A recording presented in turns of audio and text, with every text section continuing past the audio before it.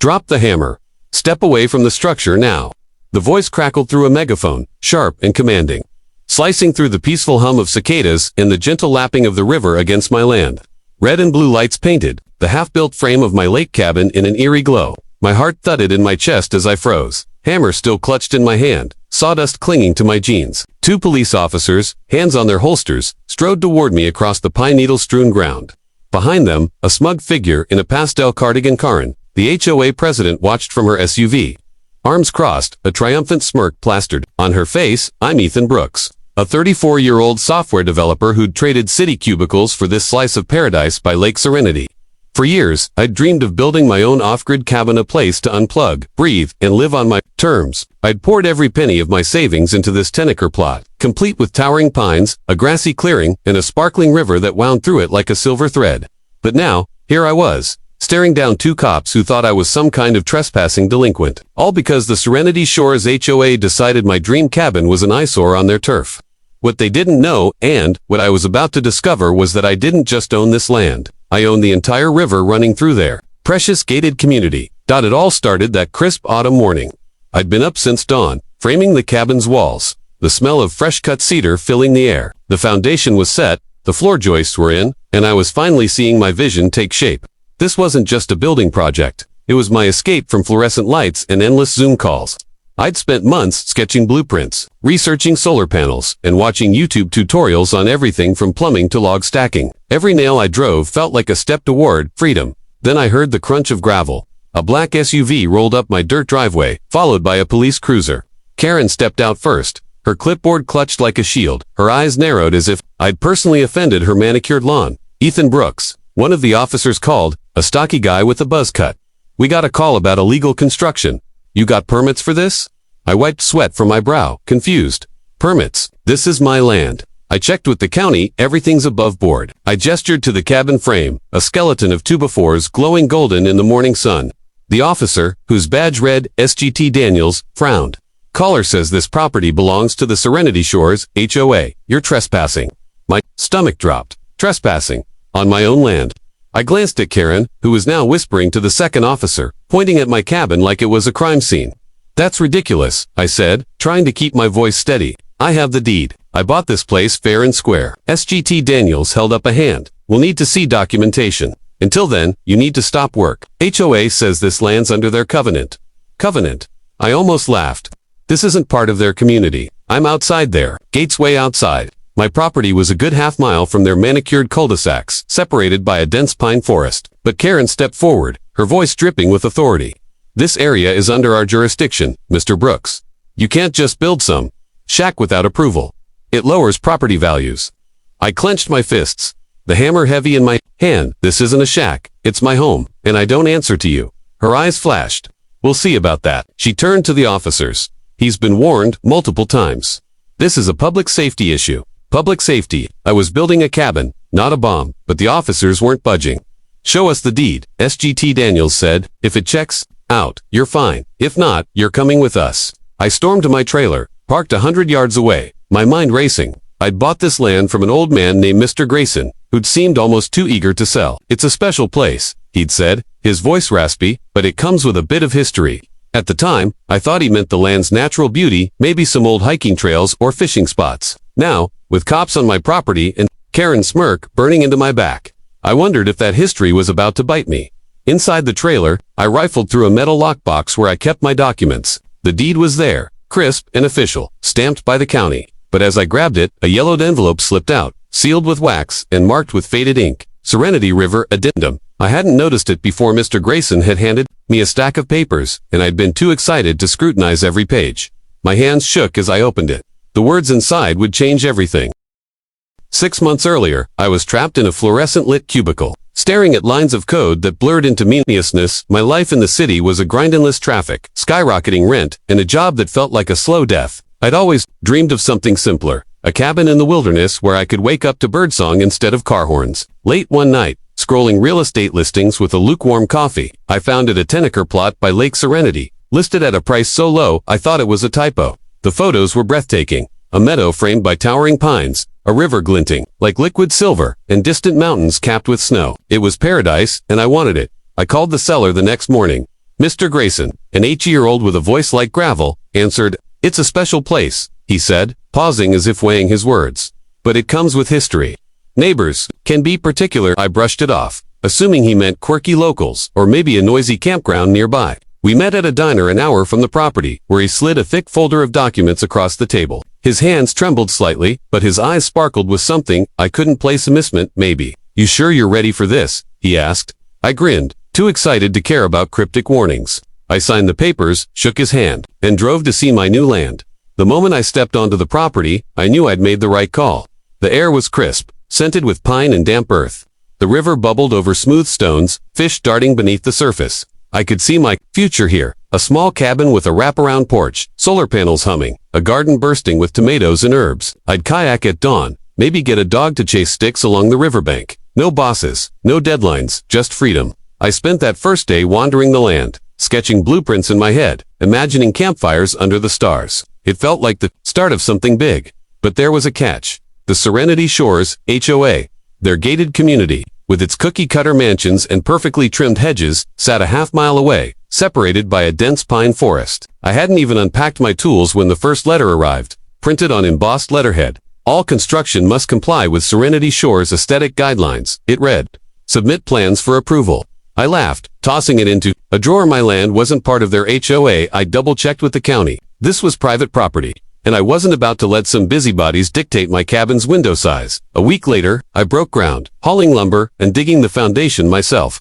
Every shovel of dirt felt like a rebellion against my old life. I'd watched countless YouTube tutorials on framing, plumbing, and off-grid solar setups, and I was ready to learn by doing. The first few days were bliss hammering nails, the river's murmur in the background, the satisfaction of seeing my cabin take shape. Then Karen showed up. She rolled up in her SUV, wearing a pastel cardigan and an expression that could curdle milk. "Mr. Brooks," she said, clutching her clipboard, "this construction hasn't been approved. You're disrupting the community's aesthetic harmony." I leaned on my shovel, squinting at her. "This is my land, Karen. I don't need your permission." Her lips pursed. "The river is a shared resource. Your project is too close to it. There are regulations." Shared. I gestured to the forest separating my plot from her gated utopia. "I'm a half-mile from your McMansions. Go regulate someone else." She didn't budge, scribbling notes furiously.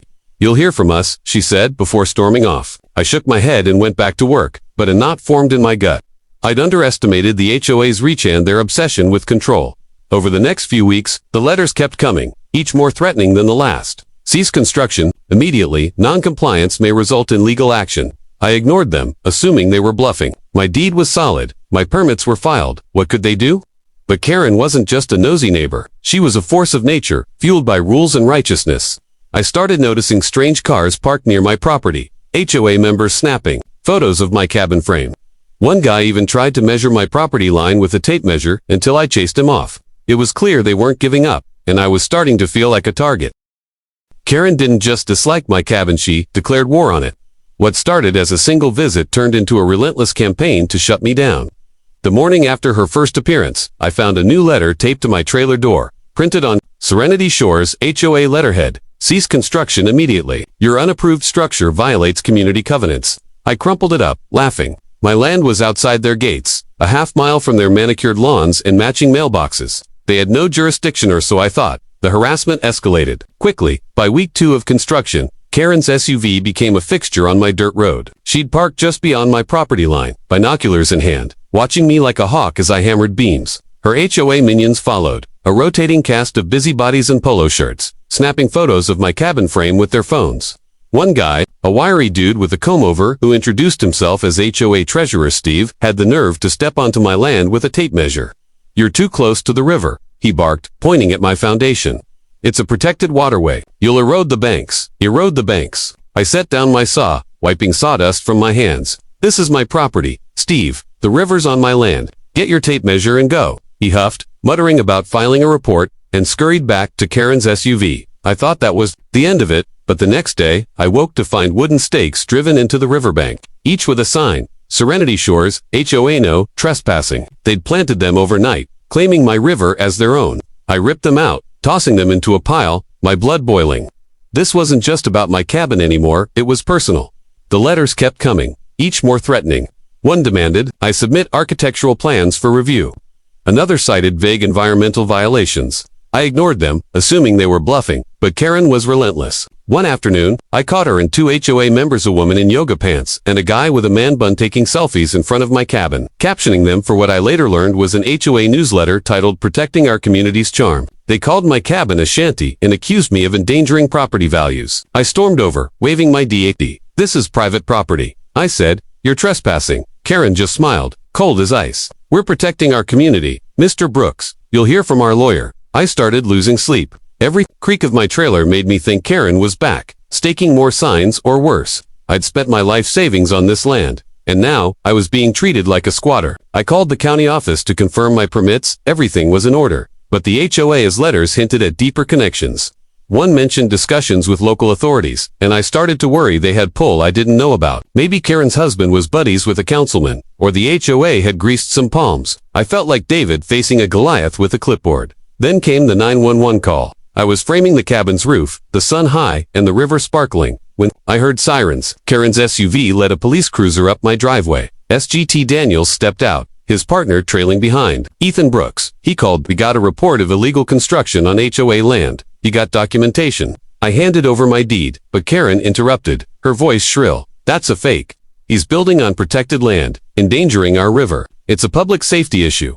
"Public safety," I snapped. "I'm building a house, not a factory." But the officers weren't swayed. SGT Daniels studied my deed, frowning. "This needs verification," he said. "HOA claims the river and this plot are under their covenant. Stop work until we sort this out." Karen stood by her SUV, texting furiously, her smirk practically audible. I could feel the weight of her campaign weeks of letters, photos, and now counsel to bully me off my own land. As the officers drove away, leaving me with a warning and a silent worksite, I knew I had to uncover something bigger to shut her down for good. Back in my trailer, I tore through the lockbox of documents from Mr. Grayson, my hands shaking with a mix of anger and desperation. The HOA had turned my dream into a nightmare, and I needed a weapon to fight back. My deed was there, crisp and county-stamped, but it hadn't been enough to convince the cops. As I sifted through the folder, a yellowed envelope slipped out, sealed with cracked wax and marked in faded ink. "Serenity River Addendum, 1923. I hadn't noticed it before Mr. Grayson had handed me a thick stack of papers, and in my excitement, I'd skimmed the basics. Now, with Karen's smirk haunting me, I tore it open. The document was handwritten, the ink slightly smudged but legible. It detailed my property's boundaries. But one line stopped me cold. "Includes full ownership of Serenity River and its banks, extending 500 feet upstream and downstream." I read it again, my pulse racing. I owned the river. The same river the HOA used for their kayaking events, their Instagram-worthy scenic views, their entire gated community vibe. The river their mansions overlooked, the one they'd staked signs on like they owned it. This was a game changer. I paced the trailer, the addendum clutched in my hand. My mind flashed to Karen's smug face, her claims about protected waterways. She thought she had me cornered, but this dusty piece of paper was about to flip the script. I called my friend Mia, a property lawyer who'd helped me with my city lease years ago. I read her the addendum over the phone, my voice shaking with excitement. "Ethan, are you serious?" she said, nearly choking on her coffee. "If this checks out, the HOA has been trespassing on your river for years. This is huge."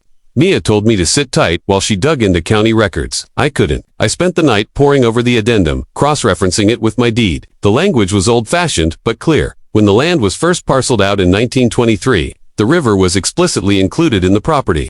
Over the years, the HOA must have assumed it was public or just hoped no one would notice. Mr. Cryptic warning about the land's history started to make sense. Had he known about this? Was that why he'd sold so cheap? The next morning, Mia called back, her voice electric. "It's legit. Ethan, the county has the original survey maps, and your deed includes the river. The HOA has no claim not to your land, not to the water, nothing." She explained that the HOA's community, built decades later, had been using the river for recreation without permission. Their kayaking events, their riverfront lifestyle marketing, none of it was legal. I owned the heart of their precious Serenity Shores. I felt a rush of power, but also a flicker of nerves. Taking on the HOA meant taking on Karen, who seemed to have the county in her pocket. I needed to play this smart. Mia suggested a meeting with the HOA board to present the addendum, but I wanted to hit them where it hurt. I spent the next day gathering evidence, photos of their signs on my riverbank, screenshots of their newsletter bragging about our river, even a video I'd taken of Karen's minions measuring my land. I was building a case, and it felt good. I called Karen and invited the HOA board to a friendly meeting at my property. She agreed, probably thinking I was ready to grovel. The next afternoon, they arrived, Corin, Steve, and 3 others, all in their polyshirt uniforms, looking like they'd rehearsed their indignation. I stood by my half-built cabin, the river glinting behind me, and handed them copies of the addendum. "Read this," I said, keeping my voice calm. Karen's eyes scanned the page, and her face went from smug to pale in seconds. This can't be right," she stammered. Steve grabbed a copy, his comb-over flapping as he shook his head. "This is a mistake. The river's public." "It's not," MIA said, stepping forward. She'd driven up to back me up, her briefcase stuffed with county records. "Ethan owns Serenity River, legally and fully. Your signs, your kayaking events, who've been trespassing." The board exchanged panicked glances. Karen tried to rally, her voice shrill. "We'll have our lawyer look at this." But the fight was already draining out of her. Mia laid out the facts. Their community had no claim to my land or the river. They'd built their entire identity on something they didn't own. I watched Karen's empire crumble, one yellowed page at a time. The HOA didn't go down without a fight, but they were out of moves. Karen, still clutching her clipboard like a lifeline, hired a lawyer, a slick guy in a suit who looked like he charged by the syllable. He tried to poke holes in the claiming it was outdated or misinterpreted, but Mia was ready. At the county office, in a stuffy meeting room that smelled of old coffee and bureaucracy, she laid out the evidence like a general presenting a battle plan. She projected century-old survey maps on a screen, showing the river clearly included in my property. She cited legal precedents, waived the original deed, and even produced a letter from Mr. Grayson's estate confirming the addendum's authenticity. The HOA's lawyer squirmed, his arguments crumbling like dry leaves. Karen sat across the table, her face a mix of fury and disbelief. "This is absurd," she huffed. "The river is a community asset." Mia didn't flinch. "It's Ethan's asset," she said, sliding a copy of the addendum toward her. "Your community has been trespassing for years." The room went silent. Steve, the HOA treasurer, shifted uncomfortably, his comb-over drooping. The other board members avoided eye contact, realizing their empire of kayaking events and riverfront lifestyle brochures was built on a lie. I stood up, my voice steady. "I want 3 things," I said. 1. Stop harassing me. 2. Remove every one of your signs from my riverbank. 3. Pay for the delays you cause. My construction's been stalled for weeks. Karen opened her mouth to protest, but her lawyer shook his head, whispering something that made her slump back in her chair. The county official, a bored-looking woman with a stack of files, nodded. "The deed's clear, Ms. Thompson. Mr. Brooks is within his rights." The HOA had no choice. They caved. That summer, I threw myself back into building my cabin. The weight of the HOA's threats lifted. The frame became walls. The walls got a roof, and soon I had a wraparound porch overlooking my river. Every nail I drove felt like a middle finger to Karen and her clipboard. I installed solar panels, planted a small garden, and even built a dock for kayaking on my river. No permission needed. The final touch was a sign, carved in cedar and planted firmly by the water, "Private property of Ethan Brooks including Serenity River." It was petty, sure, but after months of harassment, it felt like planting a flag on a battlefield. The HOA's defeat rippled through the community. I started getting visits from neighbors, not Karen's cronies, but regular folks who lived in Serenity Shores and were sick of the HOA's iron grip. A guy named Tom, who owned a house near the gate, brought me a 6-pack and a story about Karen fining him for planting unapproved roses. "You're a legend," he said, grinning. "No one stood up to her like this." Others left notes in my mailbox, thanking me for humbling the HOA. Apparently, Karen's reign had been a nightmare, fines for everything from incorrect mailbox colors to excessive holiday lights. My little rebellion gave them hope. The HOA tried to save face. They sent a newsletter claiming they'd resolved a property dispute amicably, but no one bought it. Then came the kicker. They wanted to keep using the river for their kayaking events and community picnics. Mia helped me draft a contract they could rent access from me, at a price. The first check arrived a month later, and I used it to buy a new kayak, which I paddled right past Karen's house, waving cheerfully. She stood on her lawn, arms crossed, refusing to look at me. I swear, I saw her curtain twitch as I glided by. Life at the cabin became everything I'd dreamed. Mornings started with coffee on the porch, the river's murmur blending with birdsong. Evenings were for campfires, the stars bright above the pines. The HOA left me alone, their signs gone, their power diminished.